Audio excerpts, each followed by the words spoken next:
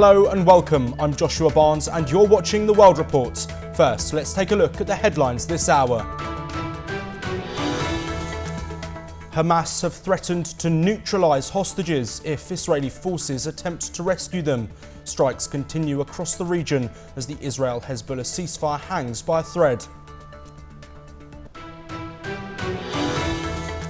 Rebels surrounded and then took the strategic city of Hama following their capture of Aleppo.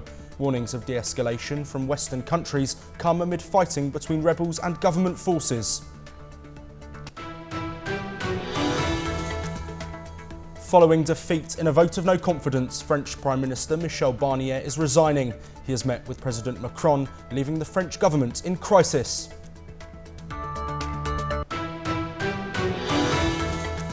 Following his chaotic martial law announcement, South Korean President Yoon Suk-yeol is facing an impeachment motion. Opposition politicians and those within his own party have criticised the failed announcement. A seventh night of protests have taken place outside Georgia's parliamentary building. Police have also detained several opposition leaders amid political uncertainty in the country. Taiwanese President Lai Ching-te has visited the US territory of Guam as relations between the US and Taiwan continue to strengthen. Tensions between China and Taiwan have been raging for months. Hamas threatens to neutralise hostages if Israel launches a rescue operation. This comes as Israeli strikes in the region continue, with at least 21 dead after a bombing in a so-called safe zone within Gaza. Amnesty International has accused Israel of genocide in Gaza. Meanwhile, the ceasefire between Israel and Hezbollah hangs by a thread, with further Israeli bombings within Lebanon. Here are the latest reports. While a tentative ceasefire in Lebanon hangs by a thread, death and destruction in Gaza continue for yet another day. Hamas have threatened to neutralise hostages if Israeli forces attempt to rescue the near 100 people, dead or alive, still being held in Gaza.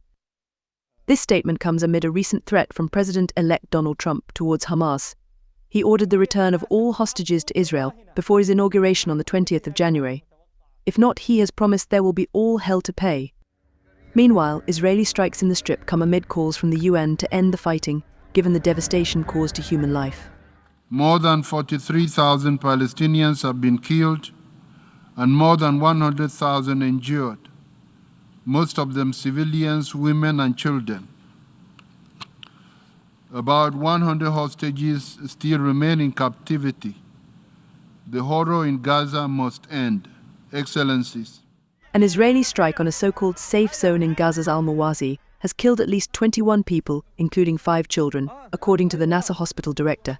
Amira was near the blast that reportedly hit a camp of displaced Gazans. لا بقول لسه في طلع يما حريقة في الخيام وين الخيام كلهم مولعات ليش طب فيها أطفال يعني طب كل اللي بروح المدنيين والأطفال وأرواح الأطفال كلها صغار مدنيين والله أعلم كيف الخوف والرعب اللي دب في الأطفال وفينا الكبار. With the humanitarian crisis worsening in Gaza, Amnesty International has accused Israel of genocide in the region. The human rights charity has called out Israel's top leaders. We looked at the intent as being communicated by officials in the war cabinet, the statement that they made calling for genocidal act, and those very same acts happening shortly thereafter. Elsewhere in the Middle East, Israel and Hezbollah's truce hangs in the balance after repeated Israeli strikes in Lebanon. This comes despite a ceasefire deal being in place. The IDF claimed the attack was on what it called a launch pad in the Majd al-Zone area. Despite the continued action in Lebanon, US officials remain positive over the ceasefire deal they helped to broker. Both parties, that is to say Israel and Hezbollah through the Lebanese government, wanted and continue to want the ceasefire. Hope of wider peace in the region continues to dwindle. For those living in Gaza, nowhere feels safe anymore. Bureau Report, NewsX. Let's now take a look at some news updates from across North America. Brian Thompson, the CEO of United Health's insurance unit, was killed on Wednesday morning. This happened outside a Midtown Manhattan hotel.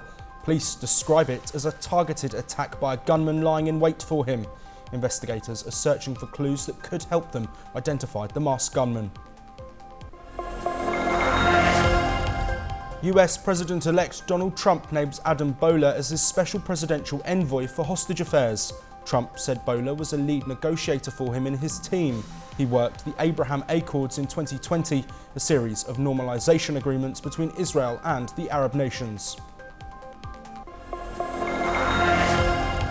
Police in the Canadian city of Vancouver say 2 people have been stabbed. A suspect was shot dead by the officers. The incident took place on Wednesday morning when officers responded to a report of a knife-wielding man who had stolen alcohol in a restaurant.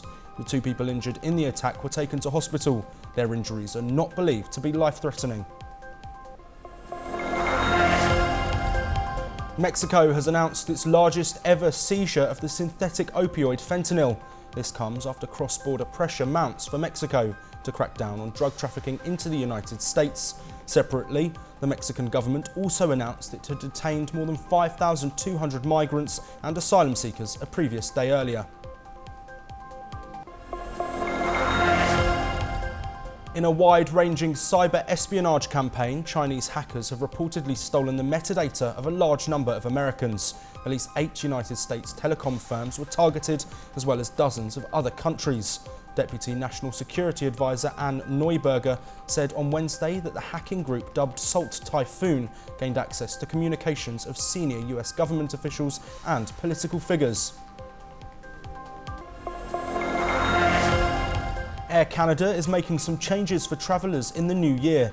The biggest change is that no more carry-on baggage will be allowed for those travelling on a basic ticket to certain locations. This includes any traveller who books an economy basic fare with Air Canada on or after January the 3rd. They will no longer be able to bring anything but a personal item if travelling within Canada and to and from the United States.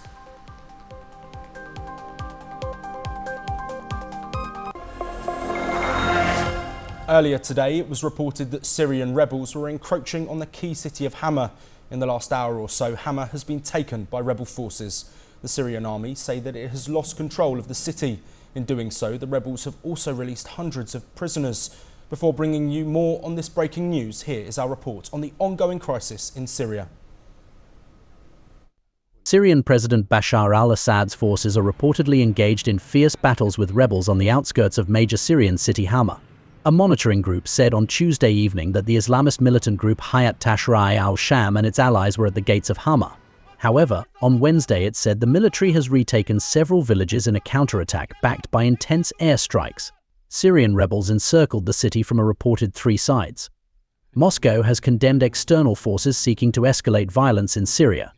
This comes despite reports from Ukrainian military intelligence that Russia is to send mercenaries to support flagging troops allied to Damascus. US Secretary of State Antony Blinken has warned against a resurgence of the Islamic State group in Syria as he calls for a de-escalation in fighting.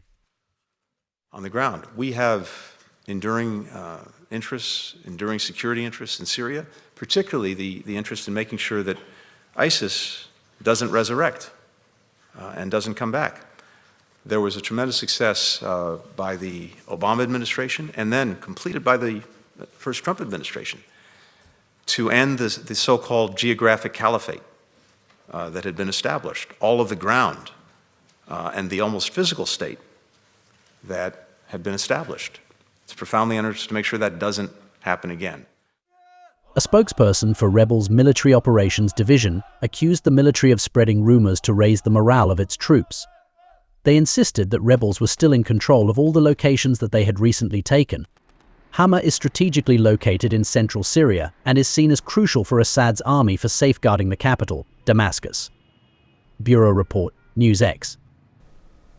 Back to the breaking news that we've had within the past hour, and the Syrian army says they have withdrawn from Hama. This comes as opposition forces enter the city after intense fighting. The rebel forces have also taken control of Hama City Prison, setting hundreds of inmates free. The Syrian army says it will be redeploying to preserve civilian lives and prevent urban combats. We'll continue to bring you the latest updates from the ongoing Syria crisis as we get them. We will now move to some news updates from across the Indo-Pacific region. 12 Vietnamese soldiers have lost their lives in an accidental explosion. It occurred in the 7th Military Region in southern Vietnam. Initial reports suggest that the explosion occurred when lightning struck an electronic detonator. These detonators were being transported by the soldiers. Most of the victims' bodies have been recovered and the search for the missing bodies are ongoing. Activists in the Philippines have filed a second impeachment complaint against Vice President Sara Duterte. She has been accused of misusing government funds. Complainants allege she embezzled $10.3 million in confidential funds. This follows an earlier motion focused on public threat against the president. The incident exposed the power struggle between the two influential political families. The Myanmar National Democratic Alliance Army has agreed to hold talks with Myanmar junta. The talks will be mediated by Beijing to resolve a year-long fight along the Chinese border. The MNDAA is the second major rebel ethnic group in Myanmar with around 8,000 fighters. It has been in conflict with the Myanmar military for over a decade and is seeking autonomy for the Kokang ethnic minority in northern Shan state.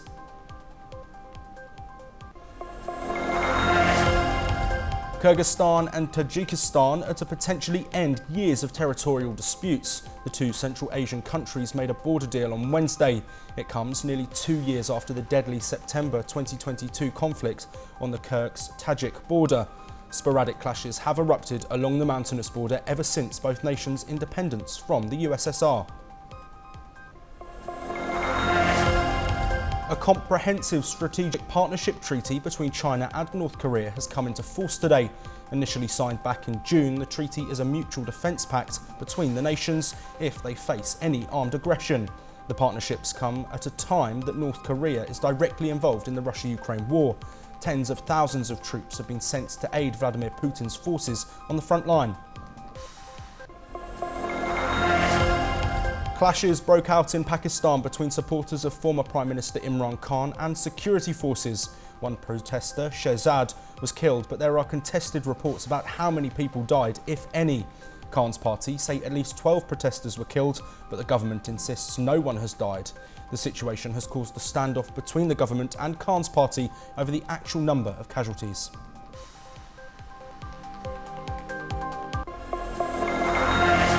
France's Prime Minister Michel Barnier has resigned today, just 3 months after assuming office. This comes after far-right and leftist lawmakers voted to topple his government. Barnier has become the shortest-serving Prime Minister in modern French history.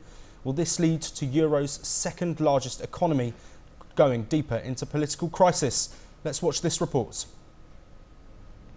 After a no-confidence vote by far-right and leftist lawmakers, French PM Barnier heads to Élysée Palace to hand in his resignation to Macron. National Assembly Speaker Yael Braun-Pivet announced that a majority of 331 MPs voted to oust Michel Barnier's government. Voici le résultat du scrutin. Majorité requise pour l'adoption de la motion de censure 288. Pour l'adoption 331. La majorité requise étant atteinte, la première motion de censure est adoptée. Il n'y a pas lieu de mettre aux voix la seconde motion. Veteran politician, formerly the European Union's Brexit negotiator, will be the shortest-serving prime minister in modern French history. Since Georges Pompidous in 1962, no French government had lost a confidence vote. The hard left and right pushed for the no confidence against Barnier for trying to push unpopular budget through an unruly hung parliament without a vote. À ceux qui me croient animé de l'intention de choisir par un vote de censure la politique du pire, je veux leur dire que la politique du pire serait de ne pas censurer un tel budget, un tel gouvernement, un tel effondrement. Mais nous n'appelons pas, en aucun cas, à la démission du président de la République. Nous sommes là pour que demain, il y ait un nouveau gouvernement, un nouveau Premier ministre, et que nous puissions, dans ce nouveau budget qui sera présenté, défendre les Français, ce qu'on a fait avec M. Barnier, mais ce que M. Barnier n'a pas voulu entendre. The draft budget had sought $63 billion in savings in a drive to shrink a gaping deficit. This also further weakens the standing of President Emmanuel Macron, who precipitated the ongoing crisis with an ill-fated decision to call a snap election in June. However, Macron, who faces growing calls to resign, has a mandate until 2024 and cannot be pushed out. While speaking on the presiding situation, Le Pen has traded blame on Emmanuel Macron. she has said that he is the main culprit for the current situation. France now risks ending the year without a stable government or a 2025 budget, although the constitution allows special measures that would avert a US-style government shutdown. Bureau Report, NewsX. Let us now take a look at some news updates from Europe. Romania has been targeted by a significant election interference campaign. This involves social media manipulation and cyber attacks, according to sources. The country's intelligence service linked this effort to a state-sponsored actor, they say likely from Russia. It accuses Russia of influencing the presidential elections. The far-right candidate, Kalin Georgescu, voiced support for Vladimir Putin. He gained popularity after the first round of voting. Intelligence sources say this surge in cyber attacks is to sway voters. Russian Foreign Minister Sergei Lavrov arrives at the Organisation for Security and Cooperation in Europe summit in Malta. This is the first visit to a European Union state since Russia's invasion of Ukraine. US Secretary of State Antony Blinken is also expected to attend the summit. The war in Ukraine is expected to be the central issue discussed at the meeting. Although both Lavrov and Blinken will be present, they are not scheduled to meet. UK Prime Minister Sir Keir Starmer reveals his plans for change. He wants to relaunch his government 5 months after coming to power. In his speech, Starmer will outline 6 major milestones. This is for voters to evaluate his administration. His objective is to improve the conditions of the working class. With this, he also aims to shift focus from unpopular decisions made since he took office in July. Dozens of Red Cross staff and volunteers held a candlelit vigil in Geneva to honour over 30 colleagues killed in 2024. This has been the deadliest year for humanitarian workers carrying candles. Over 100 people stood outside the International Federation of Red Cross and Red Crescent Societies. The tributes followed the death of Palestine Red Crescent volunteers in Gaza. In an internationally coordinated operation, police have carried out raids in Germany and France. Officers were investigating a European migrant smuggling network. 500 officers took part in this operation. It was coordinated with Europol and French and British authorities. The group, made up of mostly Iraqi Kurds, is accused of smuggling migrants from the Middle East and East Africa to the UK.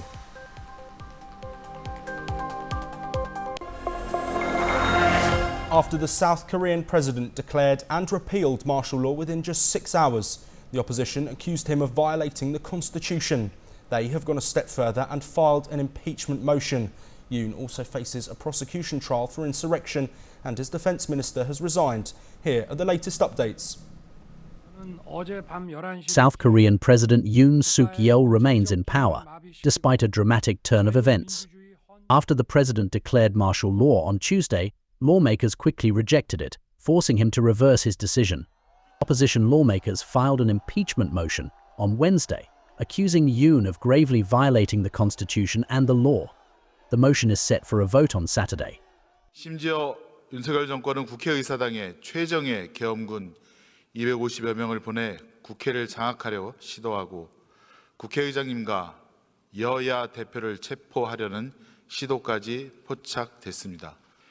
용서할 수도 없고 용서해서도 안 되고 용서받을 수도 없는 죄를 저질렀습니다. The impeachment motion requires a 2/3 majority, or 200 votes, in the 300-seat parliament.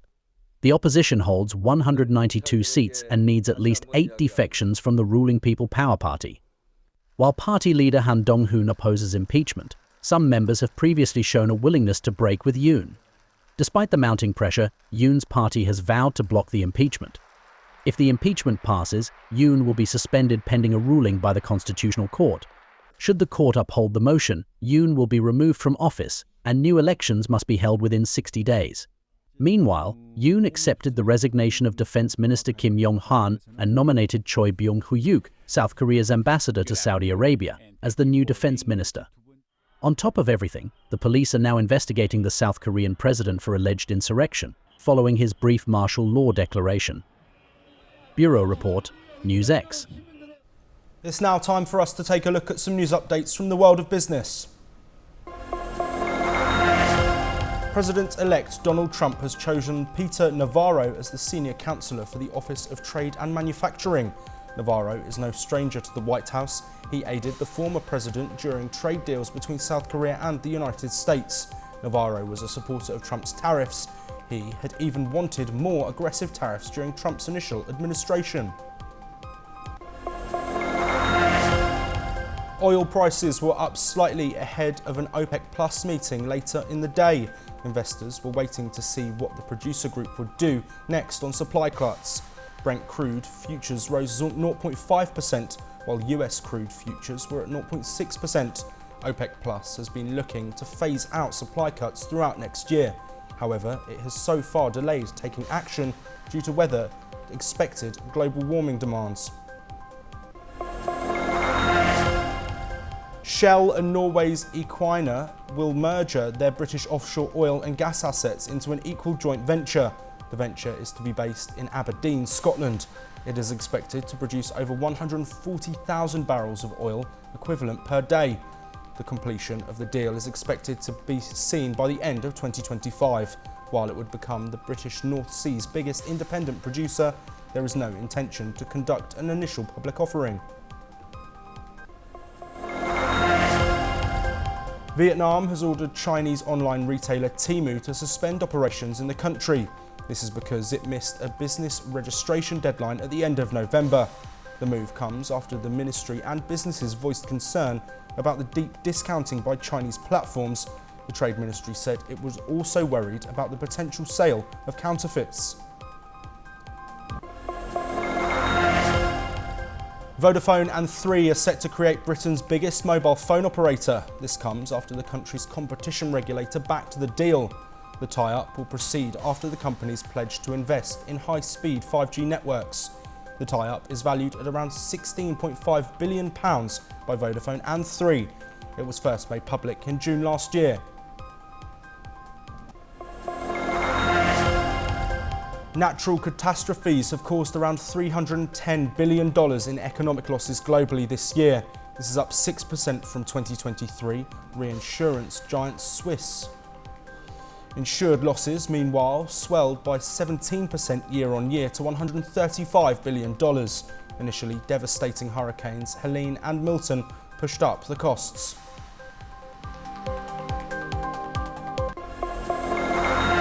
The protests in Georgia have continued for a seventh straight day. This comes as police raided and detained several opposition leaders. Thousands gathered outside the parliament expressing their rage against the government. Here's a detailed report on the ongoing tensions.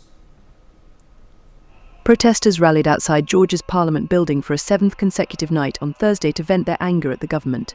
Earlier in the day, Georgian police searched the offices and homes of prominent activists and opposition leaders and detained 7 of them. პოლიციამ ოპერატიული ღონისძიებებისა და საგამოძიებო მოქმედებების შედეგად ჯგუფური ძალადობის, ორგანიზების და ხელმძღვანელობის ჯგუფურ ძალადობაში მონაწილეობის ფაქტზე 7 პირი დააკავა. ჩადენილი დანაშაულები 9 წლით თავისუფლების აღკვეთას ითვალისწინებს. Opposition leader Nika Varamia of the Akali party was beaten and arrested during a police raid of the offices of another opposition party, DROA. During the raid, police seized what looks to be dozens of firework launchers, an improvised armament that has become emblematic of participants in the ongoing protests' pushback against police. After the government vowed to crack down on those organising pro-EU protests, the Prime Minister said.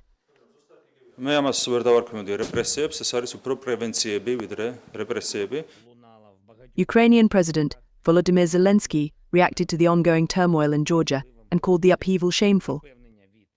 Сьогоднішня влада в Грузії штовхає країну на очевидну залежність від Росії. Це просто ганебно. На які речі вони йдуть зараз проти свого ж народу. The United States also expressed concerns regarding the detention and assault of journalists and urged the rule of law in the nation. We're continuing to call on all sides to ensure protests remain peaceful, and we are urging the Georgian government to strictly respect the rule of law, human rights, and fundamental freedom. As on previous nights, demonstrators gathered and blocked the parliament's entrance and aimed green lasers to dazzle police officers lined up in front of the building. They fired firecrackers, and the police retaliated with water cannons and tear gas. Bureau Report, NewsX. That is all we have time for. We'll be back with more news updates from across the world.